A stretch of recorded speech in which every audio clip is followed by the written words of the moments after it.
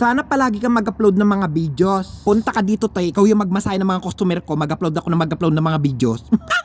Yung nakikita nyo ngayon is kabsaan o restaurant dito sa Saudi Arabia. Yan yung VIP for family siya mga te. Pag wala sila masyadong customer, pwede ka naman pumuesto dyan. Kapag marami kayong kakain, magbabarkada ba? Naghihintay kayo ng order, syempre pwede ka mahiga-higa dyan mga te. Mag-cellphone ka muna habang hinihintay mo yung order mo. Ito nga yung lagi kong in-order. Hindi ko alam kung ano yung pangalan nito, kabsa lang yung alam ko. Sobrang sarap nito, niluluto siya sa pressure cooker. Kala nyo kanin lang siya no, pero may manok yan sa ilalim. First time ko nakakain ng ganyang, grabe, sobrang sarap talaga mga te. Gumamit na kami ng kutsara ngayon, mas masarap kapag kinakamay yan. Sobrang init kasi nitong kanin na to kapag siniserve nila galing sa pressure cooker. Ang mga nakakaalam, comment down below kayo mga te. Tatagal ko sa Saudi Arabia, kabsa lang yata yung alam ko mga te. Yung alpaham naman niluto yun sa uling na manok syempre. Bakit nga ba kami nagkukutsara ngayon? Yung Nepal nga mahilig yan magkamay kapag kumakain. Yung minsan kasi may nagturo sa amin kasi inihipan namin yung mainit na kanin. Pag daw namin ipan, parang bawal ba? Hindi ko masyado kasi naiintindihan yung pagkaka-Arabic niya mga te. Basta tinuro niya sa amin kung paano yung way na magpalamig ng kanin bago isubo. Ang bawal o pangit yata kapag inihipan bago isubo yung kanin. Yan tuloy, hindi na talaga kami nagkamay mga te.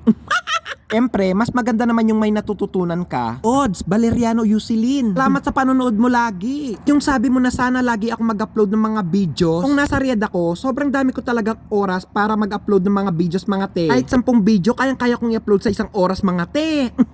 Wala kasi kaming masyadong customer sa Riyadh mga te. Kakalimaan ang pinakamalaking customer na namin is 7. Sa isang araw, paglipat ko dito sa Al Qasim, grabe, sobrang daming customer mga te. Naranasan ko magka-customer ng 12, 11, 10. Isang araw, sobrang sakit ng paa ko mga te. Al Qasim province yung napuntaan ko ngayon, sobrang dami naming customer dito. Sabi ko nga, ngayong Ramadan makakapagpahinga-pahinga ako dahil walang customer. Kala ko lang pala, sobrang dami naming customer ngayong Ramadan. I-start yung duty namin ng 8 PM, nagtatapos ng 2 AM, minsan nga 3 AM. Wala kaming pahinga, nakakapito pa rin kami mga te. Sobrang laking pasasalamat ko din na sobrang dami naming customer dito. Balik yung alaala ko nung 2010, sobrang dami naming customer. Sabi ko ganitong ganito, wala pa masyadong ispa dito sa Al Qasim kasi. 3 na kaming Pilipino at ito naman yung nag-iisang Nepal naming workers. Ito yung maganda sa Saudi Arabia, pagkatapos mong kumain, tingnan nyo, plastic lang yung labanan. Pagkatapos mong kumain, ititiklop mo lang siya ng ganyan. Lahat ng itatapon mo, ilalagay mo sa gitna. Wala ka ng uugasan na pinggan. Yan yung kagandaan. Supra yung tawag dyan sa Arabic mga te. Mga hindi nakakaalam, correct me if I'm wrong. Supra. Ganyan lang kaming kumakain sa mga restaurant dito. Pwede naman dun sa may upuan. Pero itong pinuntaan naming restaurant, wala siyang upuan mga te. Pagkakain ka dito, nakaupo talaga sa carpet. Pagkalagay mo dun sa plastic, syempre ipupulupot mo siya ng ganyan. Naglilinis naman dyan mga te. Pagkatapos mong kumain, dito naman yung diretso mo, maglilinis ka ng kamay mo. Bago ka kumain, dito ka rin maglilinis ng kamay mo. Yun lang mga te.